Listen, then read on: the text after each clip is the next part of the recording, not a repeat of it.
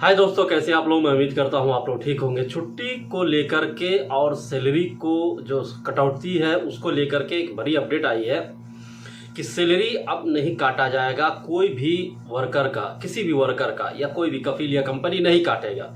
उसका कई सारा रीज़न बताया गया है और ये भी कहा गया है कि अगर लिमिट से ज़्यादा छुट्टी लेता है तो उस पर भी कंपनी या कफील कार्रवाई करे या उसका भी पैसा कट करे। ठीक है, लिमिट से ज़्यादा। अगर लिमिट के अंदर आप छुट्टी लेते हैं, एग्जाम्पल के तौर पे अगर महीना में 4 दिन तो आपको जुम्मा का छुट्टी ऐसे ही मिलता है, प्लस अगर 2 या 3 दिन, 2 दिन मुझे लगता है एक से ज़्यादा है, 2 या 3 दिन अगर आप लेते हैं एक्स्ट्रा तो आपका पैसा नहीं कटेगा। और भी इमरजेंसी में अगर आपका तबीयत ज़्यादा ख़राब है या आपका घर पे कोई बीमार है, आप परेशान हैं, मेंटली आपका ठीक नहीं है, ऐसी स्थिति में अगर आप छुट्टी लेते हैं या फोरमैन या इंजीनियर या किसी को आप बता देते हैं कि भाई हमारा स्थिति ठीक नहीं है, हम नहीं ड्यूटी नहीं कर सकते, अगर काम करेंगे तो हो सकता है हम और भी बीमार पड़ जाए, तो ऐसी स्थिति में आपका जो सैलरी है वो कट नहीं किया जाएगा।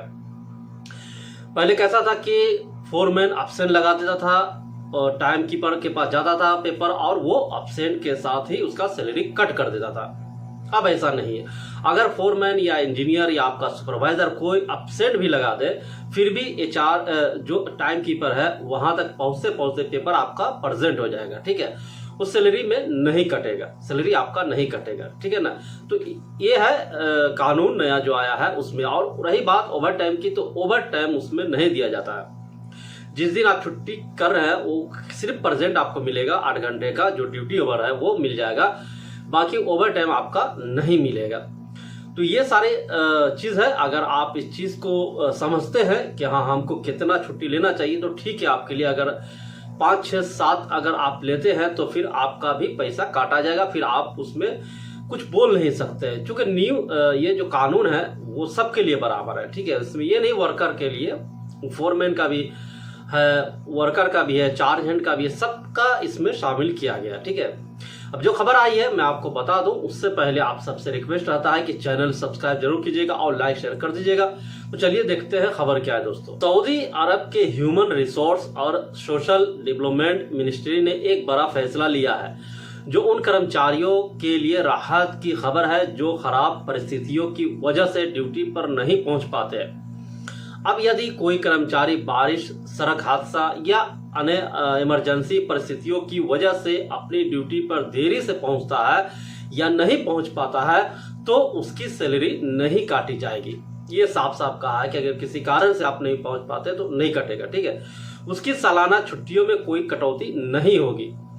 ये निर्णय उन परिस्थितियों में लागू होगा जब कर्मचारियों की गैर हाजिरी अनियंत्रित परिस्थितियों की वजह से हो।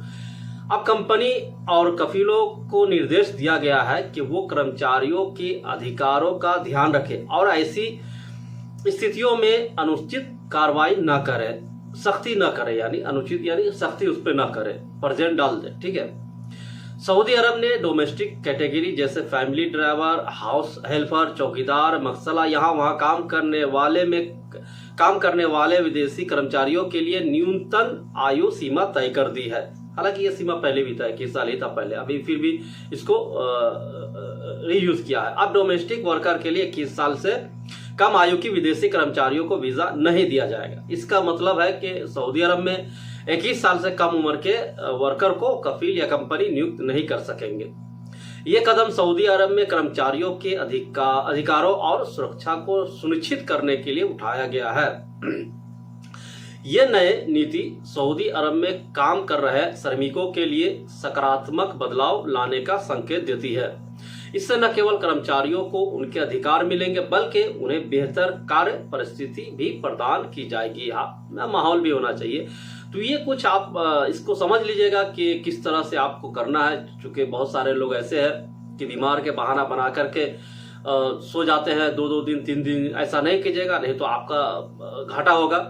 दूसरा ये कि अगर घर पे, अगर मान लीजिए आप यहाँ रहते हैं, होता है कभी आदमी की परेशानी आ जाती है घर पे इंडिया में, तो कभी माँ का तबीयत खराब है या कभी बाप का तबीयत खराब है या भाई बीवी जो भी है, आप उसको स्पष्ट कह दीजिएगा कि भाई हमारे साथ ये हादसा है, हम नहीं आ सकते हैं। और अगर मान लीजिए सऊदी अरब में ही कभी होता है, गाड़ी से जा रहा है, गाड़ी खराब हो गया, तो उसको हैंडल करने के लिए फोरमैन और ड्राइवर होता है। ड्राइवर बता देता है कि हाँ गाड़ी खराब हो गया है। अगर किसी कारणवश आपका बस छूट गया, बस निकल गया जल्दी, आप लेट से उठे हैं, तो भी आप फोन करके या शाम को या किसी भी टाइम आप बता सकते हैं फोरमैन इंजीनियर को कि सर ऐसे से मेरे साथ हुआ है, हम लेट से उठे हैं, मेरा तबीयत ठीक नहीं था, जो भी है आप बता करके आप अपना प्रेजेंट भरवा सकते हैं। ठीक है, तो ये करिएगा, इससे आपका फायदा होगा। हालांकि नया नया कानून बनते ही रहता है, इसमें फिर आगे कुछ बदलाव आएगा, हो सकता है इस पे ज्यादती ना हो, ये भी कहा जाए, तो ये सारी चीज है, तो देख लीजिएगा आप अपना